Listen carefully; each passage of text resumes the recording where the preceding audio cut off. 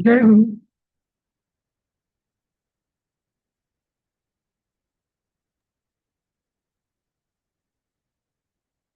ऐकू येत आहे का? हो सर. जय गुरु. एक हो येत आहे. जय गुरु. हा.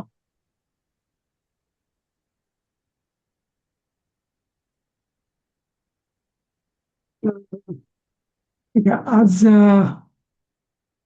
कोण म्हणतंय 12व्याचे पहिले श्लोक, पहिले 10 श्लोक. ऍक्च्युली ज्यांना प्रॅक्टिसची गरज आहे आणि मार्गदर्शनाची गरज आहे त्यांनी म्हणा, असं माझा आग्रह असेल. मी प्रयत्न करू आपल्याला का सर? हा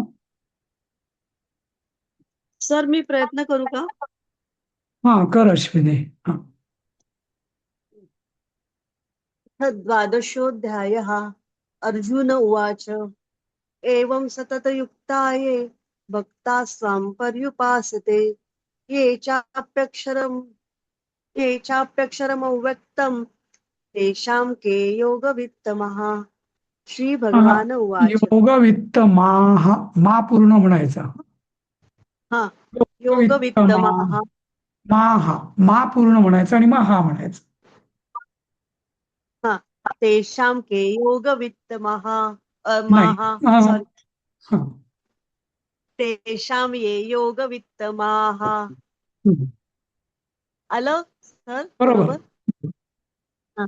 श्रीभगवान उवाच मय्यावेश्य मनो ये मां नित्ययुक्ता उपासते श्रद्धया परयोपेतास् ते मे युक्ततमा मताः. मता ये त्वक्ष जिथे मत आ आहे ना, आ पूर्ण तोंड पूर्ण उघडायचं. आ हा असं. हा. ते मे युक्ततमा मताः. हा. ये त्वक्षमनिर्देश्य हा. व्यक्तं परिभासते सर्वत्र गमचिन्तश्चिन्तं च कुटस्थम चलध्रुवम् सन्नी सन्नियम्ये सन्नियमिन्द्रिये ग्रामं सन्नियम्ये तन्नियम्येन्द्रियग्रामम्. सन्नियम्येन्द्रियग्रामं सर्वत्र समबुद्धयः ते हा. प्राप्नुवन्ति मामेव सर्वभूतरहिते रताः. रता. क्लेशोऽधिकतेषा व्यक्तासक्तचेतसाम् हम्म. अव्यक्ता हि गतिः दुःखं देहवद्भिरवाप्यते ये तु सर्वाणि कर्माणि मयि सन्न्यस्य मत्पराः पराह. अनन्ये पराह. मत्पराः हा. मयि सन्न्यस्य मत्पराः हा. अनन्येनैव योगेन माध्यायन्त माम उपासते मावर अनुस्वार आहे. माम ध्यायन. हा. मां मां ध्यायन्त उपासते हा. तेषामहं समुद्धर्ता हा. मृत्युसंसारात् भवामि हा. न चिरात् अथ मय्यावेशितचेतसाम् हा. मय्येव मन मय्येव मन आधस्त्व नाही मयि नाही, एक बुद्धिं मिनिट. हा. तू म्हटलं जे आता आधस्त्व म्हटलं ते चुकीचं आहे. आधत स्व, तो आधी मग स मग व असं. तो म्हटला बर. मय्येव नाही मन नाही. हा, बरोबर. आधत्स्व बरोबर. मय्येव आधत्स्व मयि हा. बुद्धिं निवेशय हा. निवसिष्यसि मय्येव अत हा. ऊर्ध्वं संशयः अथ चित्तं समाधातुं न शक्नो न शक्नोषि मयि स्थिरम् अभ्यासयोगेन ततो मामिच्छाप्तुं धनञ्जय अभ्यासेऽप्यसमर्थोऽसि मत्कर्म परमो भव हम्म. मदर्थमपि कर्माणि कुर्वन् सिद्धिमवाप्स्यसि. बरोबर. छान. हम्म. थँक्यू. हो. धन्यवाद. कोण म्हणतंय अजून? शक्यतो ज्यांना प्रॅक्टिस करायची आहे त्यांनी म्हणा, ज्यांना येत आहे त्यांनी, म्हणजे त्यांना येतच आहे असं. कोण म्हणते आहे? ठीक आहे, सगळ्यांना येत आहे बहुतेक. मग चालेल, मग कोणी म्हटलं तरी चालेल तसं. म्हणा. मी म्हणू का? हा पल्लवी. म्हणा. हो हो हा, कोणी दुसरं नाही ना. हो. अथ इदप्यशक्तोऽसि कर्तुमुद्योगमाश्रितः सर्वकर्मफलत्यागं ततः कुरु यतात्मवान् श्रेयो हि ज्ञानमभ्यासात् ज्ञानाद् विशिष्यते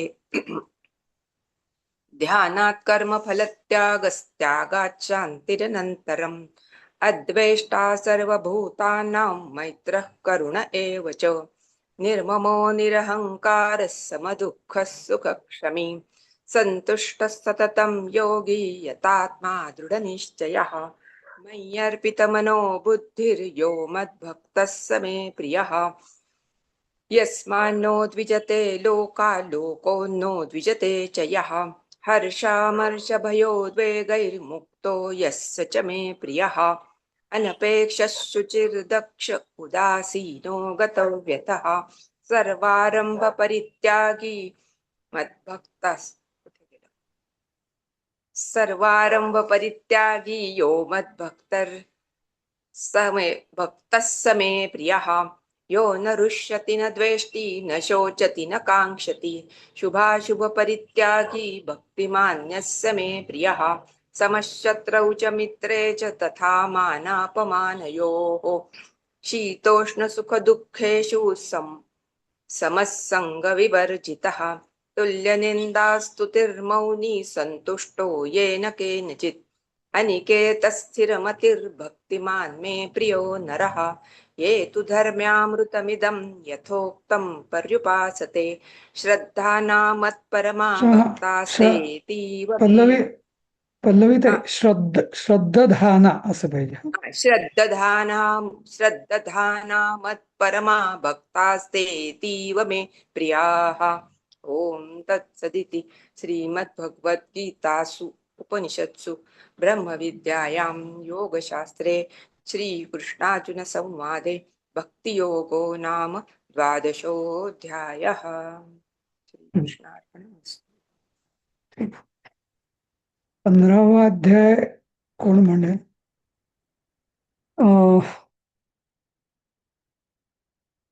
कोणाला म्हणायचंय? मी अभय म्हणू का? म्हणतोस? अभय. हा अभय म्हण. हा.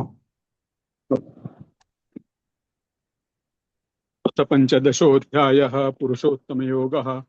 श्रीभगवानुवाच ऊर्ध्वमूलमधः शाखमश्वत्थं प्राहुरव्ययम् छन्दांसि यस्य पर्णानि यस्तं वेद स वेदवित् अधश्चोर्ध्वं प्रसुतास्तस्य शाखा गुणप्रवृद्धा विषप्रवालाः अधश्च मूलान्यनुसन्ततानि कर्मानुबन्धीनि मनुष्यलोके न रूपमस्येह तथोपलभ्यते नान्तो न चादिर्न च सम्प्रतिष्ठा अश्वत्थमेनं सुविरूढमूलम् असङ्गशस्त्रेण दृढेन छित्त्वा ततः पदं तत्परिमार्गितव्यं यस्मिन् गता न निवर्तन्ति भूयः त्वमेव चाद्यं पुरुषं प्रबद्धे यथ प्रवृत्तिः प्रसुता पुराणी निर्माणमोहाजितसङ्गदोष अध्यात्मनित्या विनिवृत्तकामाः द्वन्द्वैर्विमुक्ता दुःखनिर् गच्छन्त मूढा पदमव्ययं तत् न तद्भासयते सूर्यो न शशाङ्को न पावकाः यद्गत्वा न निवर्तन्ते तद्धाम परमं ममैवांशो जीवलोके जीवभूतः सनातनः मनःषष्ठानि इन्द्रियाणि प्रकृतिस्थानि कर्षति शरीरं यदवाप्नोति यच्चाप्युत्क्रामतीश्वरः गृहीत्वयानि संयाति वायुर्गन्धानि वाशयात् त्वैतानि संयाति वायुर्गन्धानि वाशयात् श्रोत्रं चक्षुस्पर्शनं च रसनं घ्राणमेव च अधिष्ठाय मनश्चायं विषयानुपसेवते उत्क्रामन्तं स्थितं वापि भुञ्जानं वा गुणान्वितं विमूढानानुपश्यन्ति पश्यन्ति ज्ञानचक्षुषाः. यातनं माझीच एक चुकी झाली होती हे लिहिताना. तिसरा श्लोकाची दुसरी ओळ आहे ना, अश्वत्थमेनं सुविरूढ मूलम आणि असंग असं मी पहिल्या एडिशन मध्ये दिलं होतं, ते चुकीचं आहे. असंच पाहिजे. अश्वत्थमेनं सुविरूढ मूल मसंग शस्त्रेण दृढेन छित्त्वा. कारण तो अकार असल्यामुळे तो संधी व्हायलाच पाहिजे त्याचा. मूल मसंग शस्त्रेण दृढेन छित्त्वा. तर हे तुम्ही कोणी जर आधीचं प्रिंटआउट घेतलं असेल तर त्यात दुरुस्ती करून घ्या. मूल मसंग शस्त्रेण असं म्हणायचंय. हा, ठीक आहे, चालेल. पुढचं कोण म्हणेल? अनघा म्हणते का? मी प्रयत्न करते, बघू.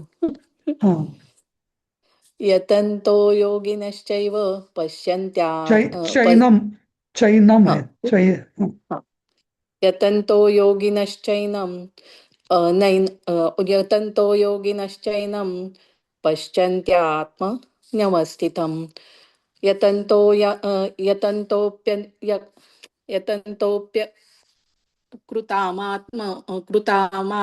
कृतात्मानो नैनं पश्यन्त चेतसः यदादित्यगतं तेजो जगद्भासयतेऽखिलं यच्चन्द्रमसि यच्चाग्नो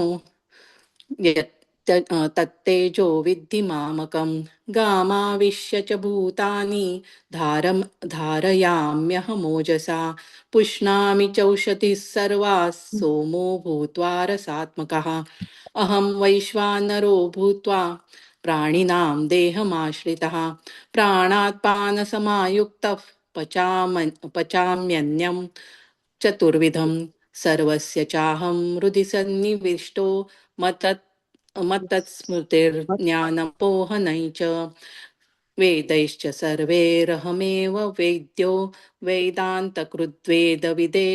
विदेव चाहं द्वामिनौ पुरुषौ लोके क्षरश्चाक्षर एव च क्षरः सर्वाणि भूतानि कूटस्थोऽक्षर उच्यते उत्तमः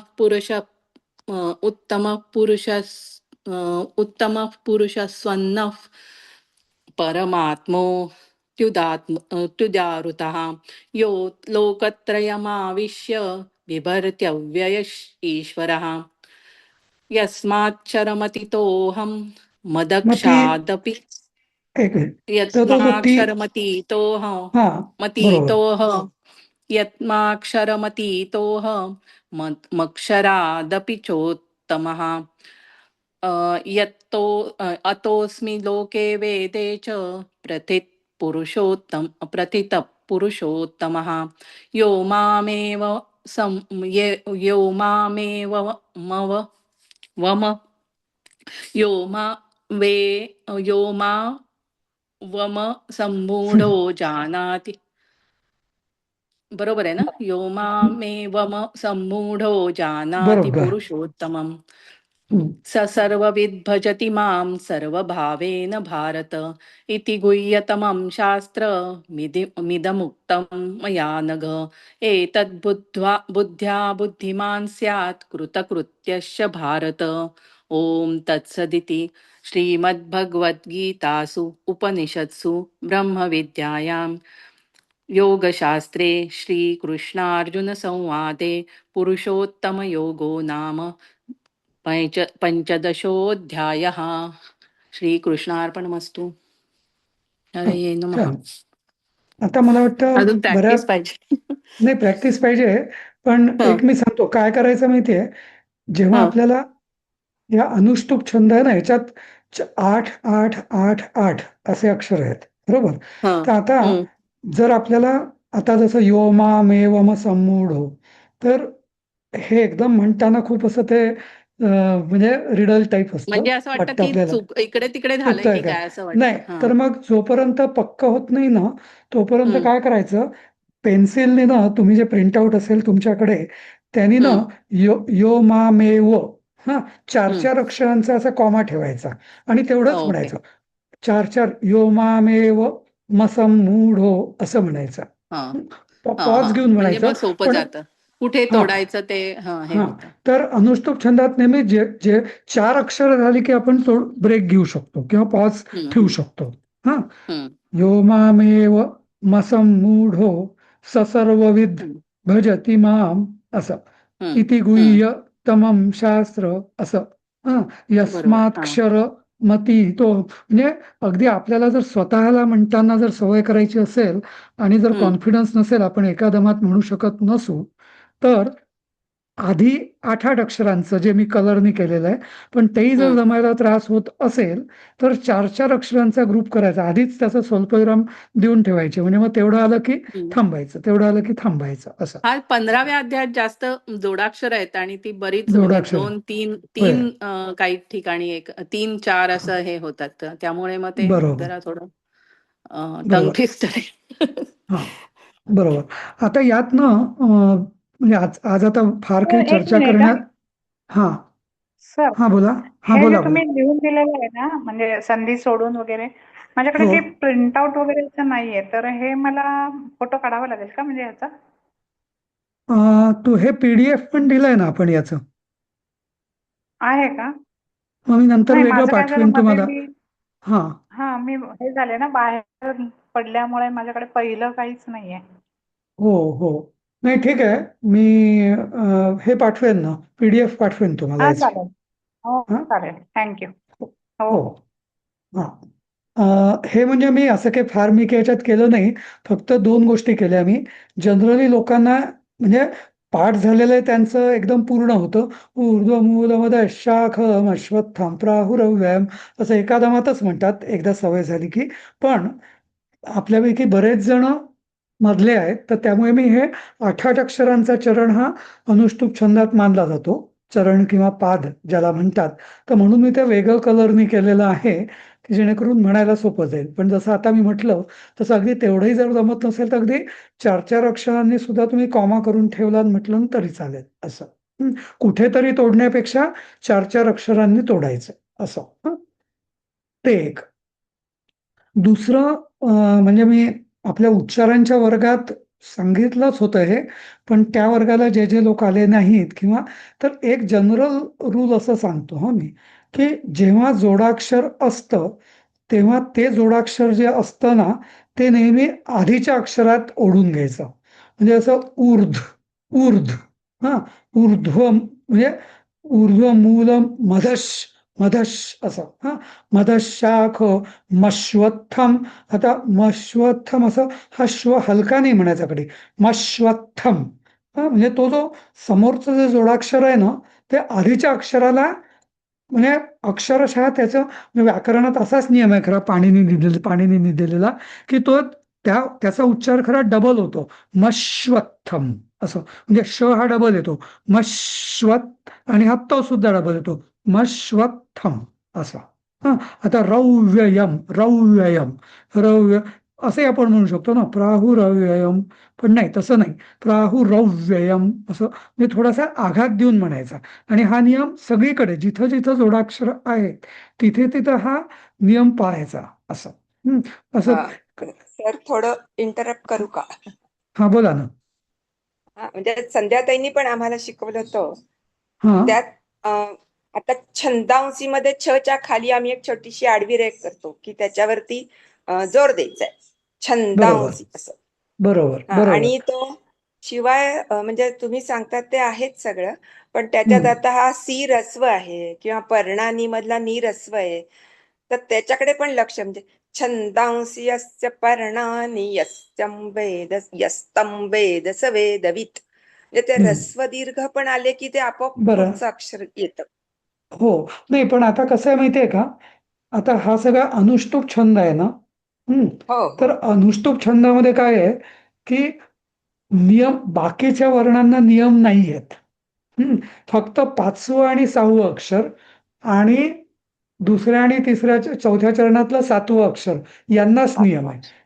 समजलं ना. त्यामुळे हो इथे जसं आहे तसं म्हणायचं. म्हणजे जसं हो पर्णानी तर नी ऱ्हस्व आहे तर ऱ्हस्व म्हणायचं. पण हो रस्व. प्रसृती शाखा, आता शाखा हा दीर्घच आला तर तो खा दीर्घ होणार. पण म्हणजे जसं आहे तसंच म्हणायचं. पण हा हो जो जोडाक्षरांचा नियम आहे ना, हा हं.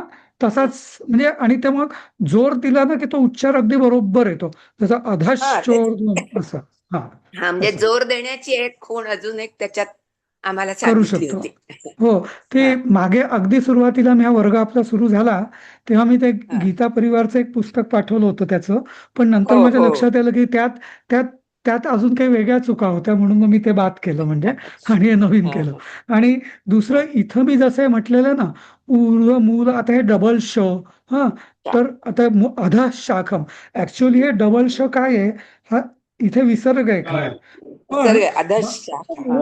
हा हां, पण म्यूट करा हां बाकीच्यांनी. हां, तर काय होतं, की तो विसर्गाचा उच्चार हा विसर्गासारखा म्हणजे गद्यामधला विसर्गासारखा न करता तो अधश हम्म असं केला पाहिजे हम्म किंवा ते हम्म यतः प्रवृत्ती आता ते जे ऊर्ध्व हम्म जिव्हा मुली वगैरे जे आहे यतः आता हम्म फ आता हा जो फ आहे आता हा विसर्गाचा रूपांतर त्याचं फ मध्ये झालेलं आहे. यतः प्रवृत्ती प्रसृता पुराणी असं.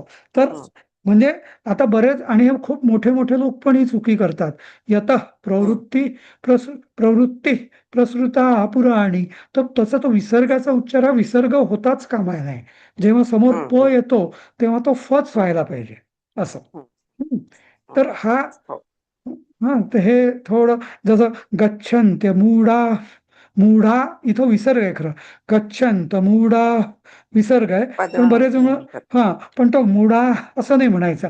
मूढा पदमं व्ययंतात. तो म्हणजे विसर्गाचं रूपांतर हे फ मध्ये किंवा ख मध्ये झालंच पाहिजे असं. तर त्या दृष्टीने मग मी हे पदम. स्पष्ट लिहिलेलं आहे. हां, असं. हो हो तर जसं हां, तर ते एक लक्षात ठेवायचं. हां. बाकी तो एक जो तुम्हाला मी पाठभेद सगळ्यांना सांगितलेला आहे, की कोणी जण जसं अ, म्हणजे अनुस्वाराचा जो उच्चार आहे, तो शब्द संपल्यानंतर तुम्ही म पण करू शकता किंवा समोरच्या वर्णानुसार येईल तसंही करू शकतात. जसं अधिष्ठाय मनश्चायं यं पण करू शकता किंवा अधिष्ठाय मनश्चायं विषयानुपसेवते असं यम म्हणू शकता किंवा यं असं पण म्हणू शकता. तो तुम्हाला जे जसं तुम्हाला ज्यांनी शिकवलं जी पद्धत तुम्ही अवलंबिली आहे त्यानुसार तुम्ही म्हणा किंवा जसं भुंजा नववा गुणान्वितम किंवा भुंजा नमवा गुणान्वितम. तर मी ती अनुस्वाराची पद्धत मी अवलंबितो. तेव्हा मी नेहमी तसं म्हणतो. पण तुम्ही जर त्या पद्धतीने म्हणत असाल भुंजा नववा गुणान्वितम तरी हरकत नाही. पण जी एक पद्धत कराल ती तशीच कन्सिस्टंटली वापरायची असं. हां. पण आणि लिहिला ना समजा गुंजानम हां, गुंजानम हा शब्द लिहिला हां. पूर्ण न वर टिंब न देता म लिहिला आणि मचा पाय मोडला तर तसंच संस्कृत मध्ये असतं ना मग गुंजानम असं कसं होईल गुंजानमच व्हायला पाहिजे ना नाही. तुला प्रश्न सांग परत एकदा परत काय म्हणतेस? गुंजानम असं व्हायला पाहिजे ना म्हणजे कोणी हो. म्हणतात की गुंजानम करतात ते ते कसं नाही, काय होणार समजा आपण नाही, म नाही. लिहिला आणि सांगतो. मोडला नाही, त्याचं कारण गुंजानम नाही त्याचं कारण सांगतो मी. इथं काय आहे, की अनुस्वार उच्चारणाच्या शब्द संपल्यानंतर शब्दाचा शेवटी जो अनुस्वार येतो तो दोन पद्धतीने म्हटला जातो. हां, कसा एक काही असलं तरी त्याचा उच्चार मच करायचा. भुंजानम. मग समोर वा आहे की ग आहे की प आहे काही बघायचं. हां, समजलं? मग भुंजानम ही एक पद्धत झाली. दुसरं या अनुस्वाराचा जो उच्चार आहे शब्द संपल्यानंतर जरी असला तरी त्याचा उच्चार हा समोर काय अक्षर आहे त्यानुसार बदलतो. जसं की भुंजा नववा नववा असं. हां, जसं आपण सिंह म्हणतो तसं. पण सिंहच म्हणावा लागतो कारण तो अनुस्वार शब्दामध्ये आलेला आहे. समजलं? पण इथं तुम्ही भुंजा नमवा पण म्हणू शकता किंवा भुंजा नववा पण म्हणू शकता. नववा. हं, त्या 2 पद्धती आहेत. तर कुठली तरी एक पद्धत तुम्ही कन्सिस्टंटली फॉलो करा असं. समजलं? मी मच पण हां, रामलक्ष्मण हां, पण मच म्हणते हां. म्हणजे हां, नाही. वा असं हां, वा तेच. हां, पण हां, तर म्हणूनच मी सांगितलं आणि म्हणून हा अनुस्वार का दिलेला आहे, की तुमच्या पद्धतीनुसार तुम्ही उच्चार करा. तो चॉईस आहे. म्हणून. पण इथं हम्म. भूवरती जनरली अनुस्वार दिला जात नाही, कारण का भुंज, तो भूवरचा जो अनुस्वार आहे तो यच आला पाहिजे. भुंजा, भूमजानन असं होत नाही, भुंजाच व्हायला हा, पाहिजे. म्हणून तो य केलेला, तिथे चॉईस नाही आपल्याला, समजलं. हा, म्हणून तो मी हा. इथं लिहिताना भुंजा य असंच टाकलेलं आहे. किंवा जसं उत्क्रामंतम, इथे उत्क्रामंतम होत नाही, उत्क्रामंतमच व्हायला पाहिजे, मंतम. तर त्याचा उच्चार नच व्हायला पाहिजे, कारण समोर त आलेला आहे, कारण तो जो अनुस्वार आहे तो शब्दाच्या मध्ये आहे म्हणून असा. हम्म. हम्म. पण आता उत्क्रामंतम स्थितम वापी असंही म्हणू शकता, किंवा तुम्ही उत्क्रामंतम स्थितम वापी असं पण म्हणू शकता, कारण समोर स येतो, नंतर मग व येतो, म्हणून उत्क्रामंतम स्थितम वापी असं पण म्हणू शकता. दोन्ही पद्धती चूक अशा नाही आहेत, त्या पद्धती पाठभेद आहेत, असं म्हणजे उच्चार भेद आहेत असं म्हणता येईल आपल्याला असं. अच्छा सर. हा, आणि हे ऱ्हस्व दीर्घ जे म्हणतायत ना, ते अनुष्टुप छंदात आपापच ते त्या छंदात म्हणतानाच ते दीर्घ नाही ऱ्हस्व नाही आपापच नाही हा? नाही नाही नाही नाही नाही, तसं नाही. तेच मी सांगत होतो पल्लवी त्यांना, की अनुष्टुप छंदामध्ये बाकी 5 वर्ण जे आहेत ना ते फ्री आहे, फ्री फॉर्मॅट मधले आहेत. पहिला, दुसरा, तिसरा, चौथा हा फ्री फॉर्मॅट हम्म. मध्ये, 8वा हम्म. पण फ्री मध्ये आहे. हा, पण हम्म. 8वा जर दुसऱ्या किंवा चौथ्या चरणात असला तर तो ह्रस्व असला तरी दीर्घ करायचा आहे. अच्छा. ह्रस्व दीर्घ असला तर दीर्घ होणारच 2 मात्रा, पण ह्रस्व असला हम्म. तरी दीर्घच म्हणायचा आहे, दुसऱ्या किंवा चौथ्या चरणात असेल तर. पण बाकी पहिला, दुसरा, तिसरा, चौथा, हा, नंतर हे हे कसेही असू शकतात. जसं, आणि आता छंदांसी, आता इथे ह्रस्व आहे, पण समजा शब्दामध्ये जर सी हा दीर्घ असेल तर तो दीर्घ म्हणायचा. अनुष्टुप छंद त्याला छंदामध्ये त्याला ह्रस्व दीर्घाचा नियमच नाहीये असं. त्याला फक्त हा. अनुष्टुप छंदात फक्त 5वं आणि 6वं अक्षर हे नेहमी लघु गुरु असं आलं पाहिजे. जसं सोपं सांगतो मी, हा, ऊर्ध्व मूल म हा नेहमी ह्रस्वच यायला पाहिजे 5वं अक्षर, आणि धश आल्यामुळे तो गुरु आला पाहिजे. अनुष्टुप छंद एवढंच सांगतं, 5वं अक्षर लघु, 6वं अक्षर गुरु, आणि 7व्या अक्षर हे दुसऱ्या आणि चौथ्या चरणातलं गुरु येतं, बस एवढंच, बाकी काही नाही. हा, त्यामुळे तो नियम, तो जो व्याकरण दृष्ट्या जो जसा शब्द आहे तेवढं तसं उच्चारायचं असं. हा. हा. हा, पण जर दुसऱ्या चरणात जर शेवटचं अक्षर जरी ह्रस्व असलं, लघु असलं, तरी ते दीर्घ म्हणायचं आहे. चौथ्या अक्षरात जरी चौथ्या चरणात जरी शेवटचं अक्षर लघु असलं तरी ते दीर्घ म्हणायचं आहे असं. ओके, दुसऱ्या आणि चौथ्या चरणात. हा हा, अच्छा, लघु असलं तर दीर्घ म्हणायचं, ह्रस्व असलं होय. तर दीर्घ म्हणायचं. आता जसं इथं हा. तर जसं 7वा श्लोक बघा. हा, मनःषष्ठानींद्रियाणि प्रकृतिस्थानी कर्षती. आता इथे ती हा ह्रस्व आहे ना, तरी तो चरणाच्या शेवटी आल्यामुळे कर्षती हा दीर्घ म्हणायचा. लागेल. हा. हा, हा. कर्षती असं नाही म्हणायचं. किंवा जसं आपण एवढं. मनःषष्ठानी इंद्रियाणि असं आपण असं म्हणतो, पण प्रकृतिस्थानी कर्षती तो दीर्घ म्हणायचा आहे असं असं. मग म्हणजे 15.1 ला हा, वेदवित आहे, तिथे वेदवित म्हणायचंय का? नाही, कुठला श्लोक म्हणताय तुम्ही? 15-1 शेवटचा 15. नाही नाही नाही, यस्तम, वेद. नाही, तो हा वी मध्ये आलेला आहे. तो विथ हा शब्द आहे, आणि तो गुरु आहे. विथ हा एकच अक्षर आहे, विथ म्हणून.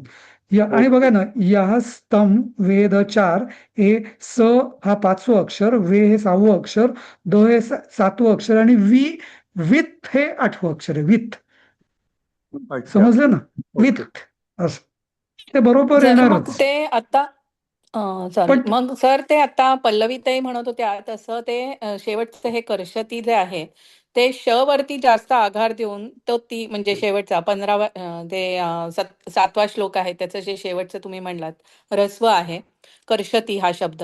तर तो कर्षवरती म्हणजे श वरती कर्षवरती जास्त नाही आघात दिला की नाही ती इथं नाही, इथं किंवा इथं ऱ्हस्व येईल. इथं नाही नाही इथं तसं काहीच करायचं येतं. नाही. ऐका इथं इथं कर हा कर हा आलाच, पण हा कर्षती असं नाही म्हणायचं, कर्षती असं नाही म्हणायचं, कर्षती कर्षती असं म्हणायचं. कारण हा ती जरी ऱ्हस्व कर्षती असला कर्षती कर्षती असं म्हणलं कर्षती असं. पूर्ण म्हणायचा. नाही नाही नाही नाही नाही पण कर्षती नाही नाही नष्टानि श वरती श जास्त लांबवायचा म्हणजे मग नाही लांबवायचा नाही लांबवायचा नाहीये, कर्षती असंच म्हण. नाही का? कर्षती ती लांबवायचंय, कर्षती असा लांबवायचा, ती लांबवायचा आहे. पण बरं. हाच जर कर्षती जर तिसऱ्या चरणात आला असता तर मग मी कर्षती असं म्हटलं असतं. पण हा चौथ्या चरणात आला असल्यामुळे मी कसं म्हणेल, प्रकृती स्थानी कर्षती ती.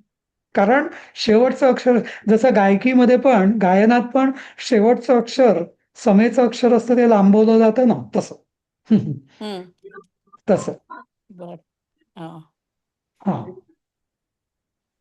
तर म्हणून म्हणजे हे जे उच्चाराचे जे नियम आहेत ना, आणि हे युनिव्हर्सल आहेत. म्हणजे आता हे आणि हे छंदाने फिक्स केलेले आहेत की शेवटचं अक्षर हे नेहमी दीर्घच पद्यामध्ये. असं चरण जिथं संपतो म्हणजे चौथा चरण तिथे ते दीर्घच होणार, जरी ऱ्हस्व असलं तरी असं.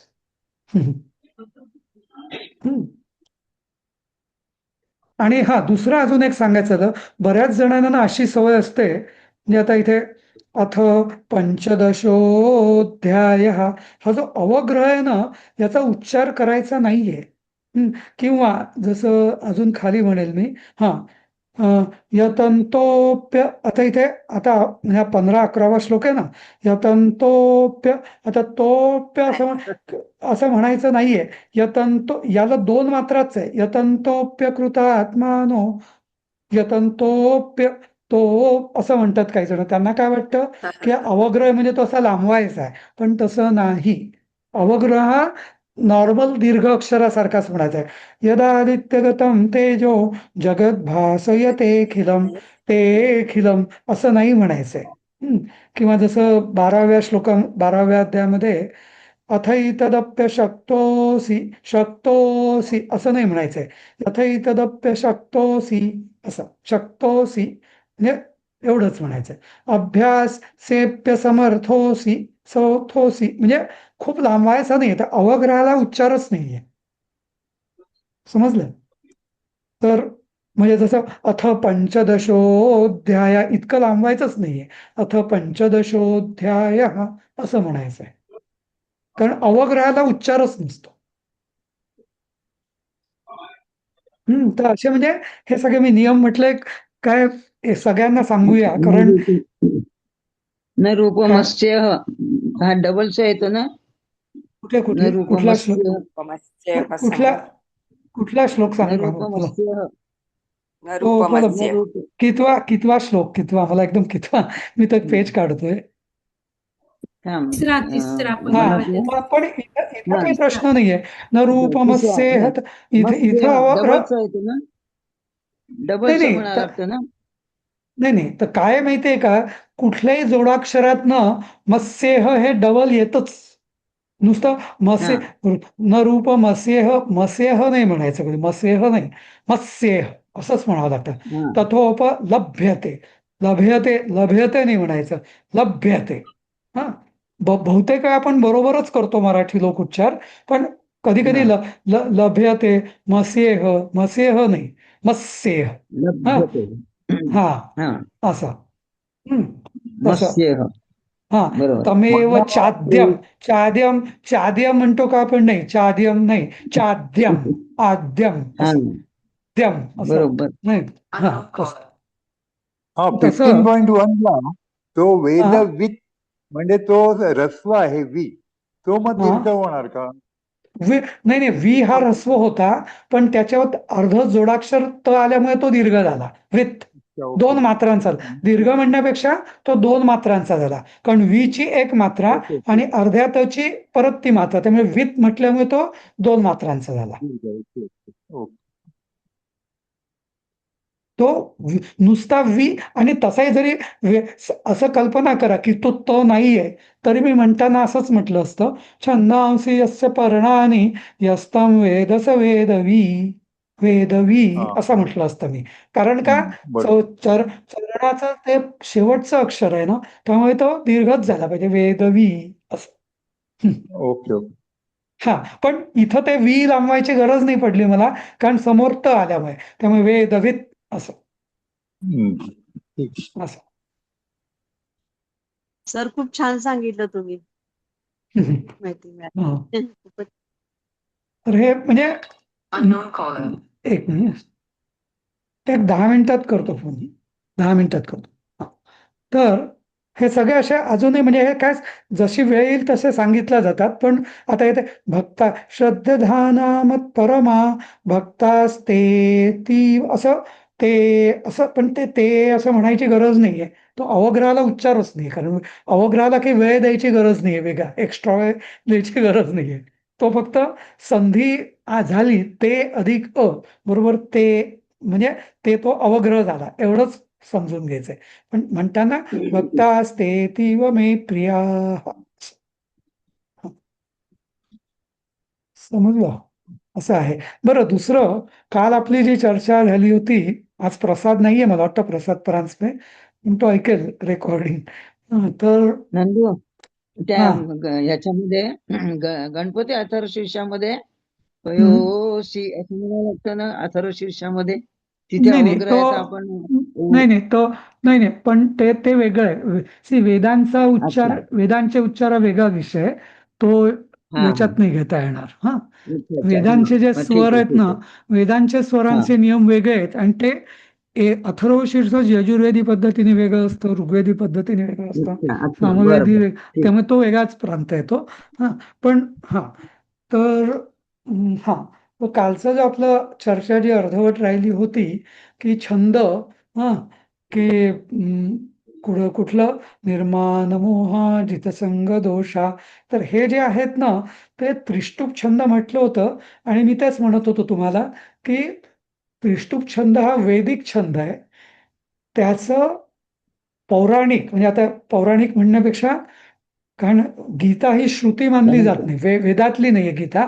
त्यामुळे त्याचा हा जो छंद आहेत ना, हे उपेंद्रवज्रा, इंद्रवज्र आणि उपजाती या 3 छंद हे त्रिष्टुप छंदाचेच पोटभाग आहेत. हा, पोटभाग आहेत, आणि त्याच्यात ही गीता आहे. हम्म. आणि त्याला त्रिष्टुप का म्हणतात वेदांमध्ये, कारण ते 3 वेळा स्तुती असते म्हणून तो त्रिष्टुप. पण इथं तशी स्तुती नाहीये, पण त्याचं 11 अक्षरांचे जे छंद आहेत ना, इंद्रवज्रा, कधी इंद्रवज्र आहे आणि कधी उपेंद्रवज्र आहे. हा, तर तसं ते बदललेलं आहे. आणि मी मग तुम्हाला आज बरीच माहिती तुम्हाला दिलेली आहे, कुठली म्हणजे कुठल्या छंदात. आणि जसं मी म्हटलं होतं, तर जवळपास 700 श्लोकांपैकी 545 श्लोक अनुष्टुप छंदात आहेत आणि उरलेले बाकीच्या छंदात आहेत, असं मी तुम्हाला त्या माहितीमध्ये दिलेलं आहे तसं. हं? तर पण ते त्यात एक मनात छंद, तू छान पण समजून ते मग त्रिष्टुप छंदाची काय अशी वेगळी चाल असते का? प्रत्येक वेळेला तसंच असतं का? म्हणजे नाही, गायत्री मंत्राची किंवा असं. हो हो म्हणजे हो, त्याला जसं ह्याला कसं 8 शब्दांनंतर थांबायचं, तसं त्याला काही रूल आहे का? हो हो, अनुष्टुप छंदाचा आपल्याला माहितीच आहे. म्हणजे हा 8 अक्षरांचा 8 हा 8 अक्षर 4 चरण, आणि त्याला जसं मी म्हटलं 5वं आणि 6व्या अक्षराला नियम आहेत, लघु आणि गुरुच पाहिजे असं. हा, हा नंतर 7व्या अक्षराला दुसऱ्या आणि 4थ्या चरणात ते गुरु पाहिजे असा नियम आहे. गायत्री छंदामध्ये 8 अक्षराचे 3, तत्सवितुर्वरेण्यम भर्गो देवस्य धीमहि धियो यो नः प्रचोदयात, 8 अक्षराचे 3 चरण. हा, नंतर हम्म हम्म त्रिष्टुप छंदामध्ये पण तसंच आहे. म्हणजे हे 11 अक्षरांचे 4 चरण हा त्रिष्टुप छंद झाला, आणि ते त्याच चालीत म्हणावे लागते. तसे बृहती हम्म छंद, जगती छंद, हा, असे वेगवेगळे हे पण हे सगळे वैदिक छंद आहेत. यातला हम्म. फक्त अनुष्टुप छंद आहे तो जसाच्या तसा पद्यामध्ये आलेला आहे. वेदांमधला जसाचा तसा.